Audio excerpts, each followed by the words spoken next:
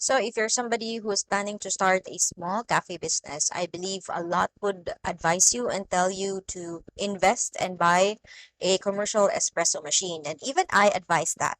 However, I also always say to my students, and even in all my videos here, that the beauty of a small cafe business is actually you can start earning big while you are starting small. And starting small would mean controlling as much as you can the overhead expenses in your business and also your budget or money for capital. And I kid you not when I say that most commercial espresso machines can actually cost you at least 100,000 pesos. So ito yung master plan natin. Why not? If we still want to test the waters, we opt for a smaller espresso machine that can still function well and give you a good shot of espresso. And then after which you start selling coffee. And with that, you also start earning. And perhaps maybe after 1 year, by then you have already saved enough. And also you have decided if meron talagang market for that kind of business, then you wanna pursue it big na. And siguro by that 1 year, nakapag-ipon ka na with your sales of your small coffee business, and then you'd be ready to buy for a bigger espresso machine for your bigger plans for your cafe. So for today's video, I'm going to be giving you a review of another small espresso machine that can actually give you a good shot of espresso. So if you're interested, then keep on watching. Now, I actually already did bit of reviews of smaller espresso machines for a small coffee business. I actually started with a Delonghi EC230, and then I also reviewed Breville Barista Express and even compared it with Bauman machine, which is available in SNR. I have here the video for the Breville versus Bauman. These two machines actually has a grinder with itself, while the one that I'll review today, which is the Gemilai CRM3605, is a bit more comparable to the Delonghi EC230, which I also did a video here. Pareho silang walang kasaling grinder, and both of them are less than 10,000 pesos only. And the same with the other videos that I did for reviews. I'll be evaluating the Gemilai CRM3605 by these 4 criterias. That would be quality and functionality, affordability, ease of use, and the design. So this is the Gemilai CRM3605. It looks really cool.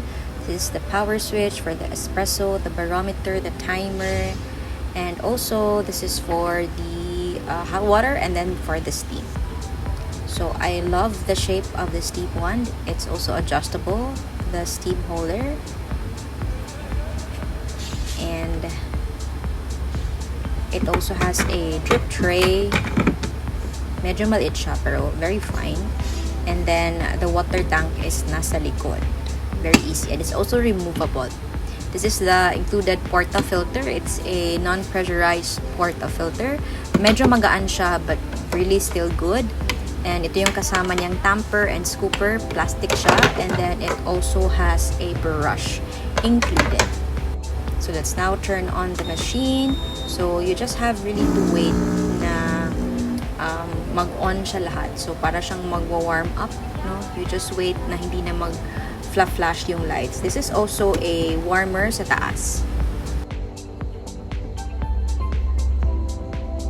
So usually mga 15 to 30 seconds lang naman yung waiting time para hindi na siya mag-flashing, and then it's ready na to extract espresso.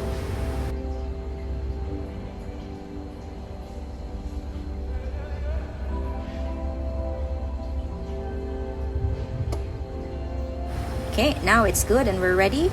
So kasali din itong manual, kaso wala siyang English, guys. It's all Korean, I think, or parang ano ba, Chinese ba to or what. So you really have to know how to operate this machine when you buy it. Yan, wala tayong maintindihan dyan kundi yung about us and the Gemilai.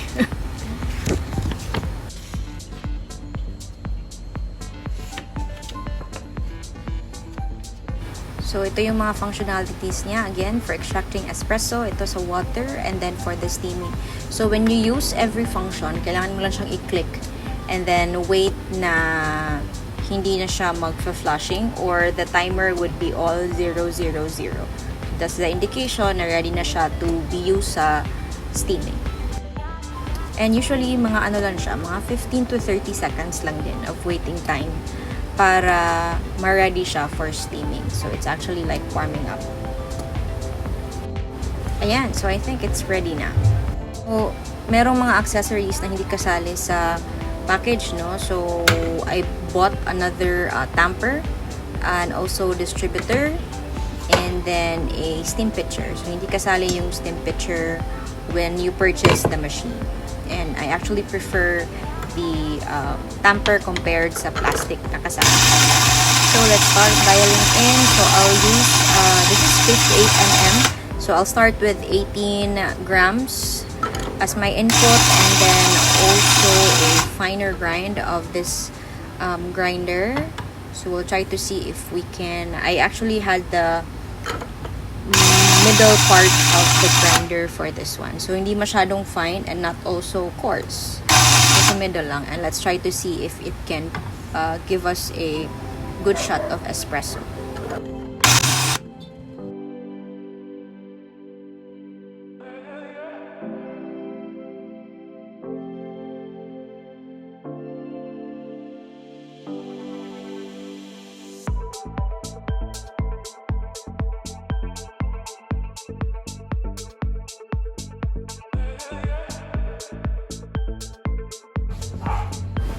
Start dialing in, pero I think I would need to wait pala the output. So, I'll be putting in a weighing scale. No need for the timer kasi may timer naman. So, I'll just look into the output na lang for this one.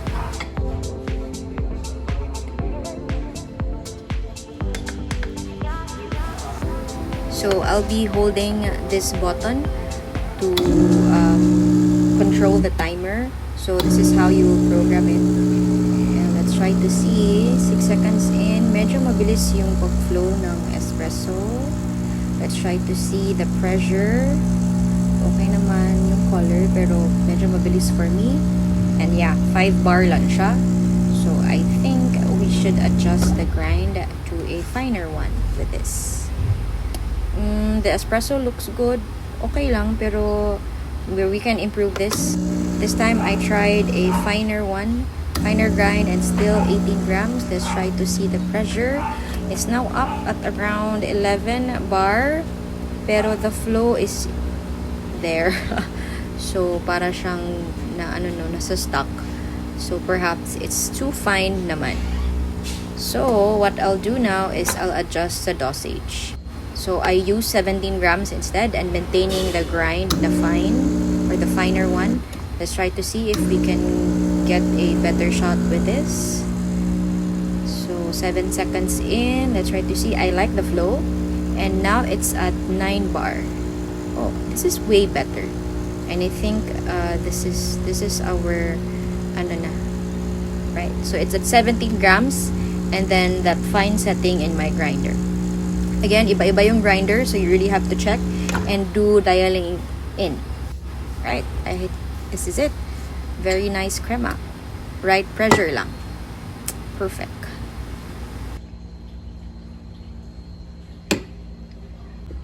Then here, I'll show to you the steam one. So again, we need to just press muna and let it warm up. So this would take around 10 to 15 seconds. Depende talaga. So you would know that it's ready when the timer is at 000. Hindi na siya nagbe-blink yung button for the steam.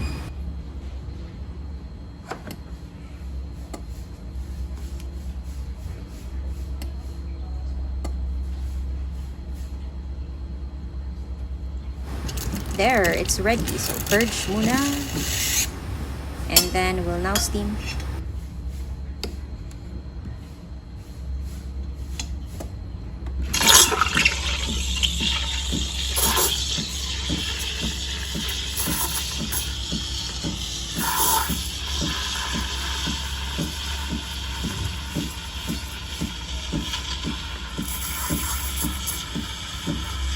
So I'm using here cold milk to buy time in steaming and turning it to silky milk. This machine is also good for practice kasi hindi ganun ka masyadong mabilis increase yung temperature ng milk. Compared to commercial espresso machines, mga 8 seconds lang kahit malamig yung milk mo, na-reach na yung desired temperature for the milk.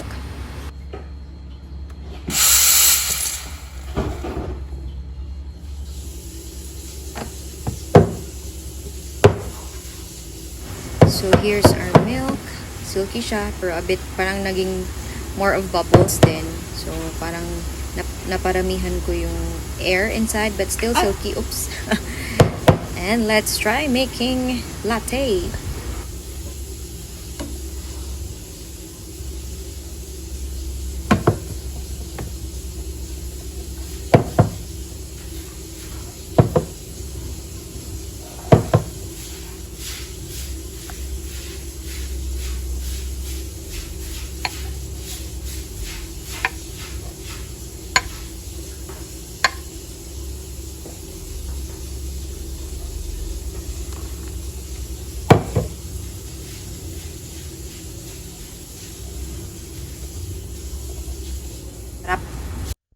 So let's now start evaluating the machine with the 4 criteria. So unang-una, quality and functionality. I'm giving it 9 over 10. So almost perfect, no? I actually like how it can pull out a good shot of espresso. Yung portafilter niya is already non-pressurized, and I also love that there's already a timer built in the machine. So perhaps if you are dialing in, all you have to have the lang is a weighing scale. No need na for the timer because the timer is there. So compared to the Delonghi EC230, I actually like how in the Gemilai CRM3605, you can actually program the number of seconds to pull a shot. So I mentioned in this video again, sa Delonghi, kailangan ikaw pa yung mag-off when you're pulling an espresso. But here, you can actually time it. Now, let's say, sa pag-dial in mo, it's at 25 seconds. Every time you pull an espresso, it's all at 25 seconds with just one click. And I love that with the Gemini. However, I know it's 9 over 10 kasi medyo meron siyang mga a bit of things to improve. But then again, pwede siya talagang ma-offset with the price niya, di ba? So, how I wish, kasi yung kasali niyang tamper is kasama sa scooper and it's plastic. So, how I wish it's metal. But then again, the price explains it. And another thing is I wish it had a better drip tray. So, it tends to be messy, especially pag magpo-purge for steaming. No, kasi yung drip tray design niya, wala siyang parang yung edges niya is hindi curve. So, tendency is yung pagtalsik ng mga steam or the water, nagsisplash siya instead of going down. But anyways, just really small points. But I love the steam one of it. So, that would be 9 over 10. Then, for the affordability, that would be 10 over 10. So, with its quality and match with its price, no? The value for it for just 10,000 pesos or less than 10,000 pesos is really good na. It can give you a good shot of espresso. It can also give you a silky milk when, of course, you have both the skills in pulling out espresso and steaming the milk. So, 10 over 10. Ease of use, that would be 8 over 10. The 2 points lang would be 1, of course, kasi it's using a non-pressurized portafilter. You need to have extraction skills, no? You need to know how to dial in. And I think it would really vary, depends on the types of beans that you would be using. So I advise, if you'll be buying this machine, make sure you try to learn muna how to extract a good shot of espresso. Kasi you might just have under-extracted or over-extracted shot if hindi sakto yung, especially yung pagka-grind and also your dosage.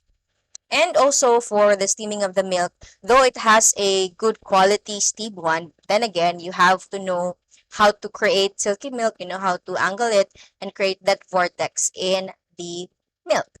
So 8 over 10 for the ease of use. It's not really for beginners. You need to have extraction skills and coffee brewing skills and also skills in steaming the milk. And it takes practice lang naman.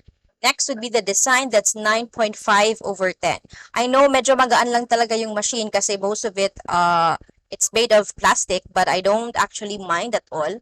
And comparing it with the Delonghi EC230 na all black, I actually like na yung sa Gemilai CRM3605, a bit of mixture siya ng metal or aluminum and also plastic. So it looks more professional and it looks like it's not less than 10,000 pesos. So 9.5 over 10. Again, yung 0.5 would just be for the plastic material. But then again, the price explains it.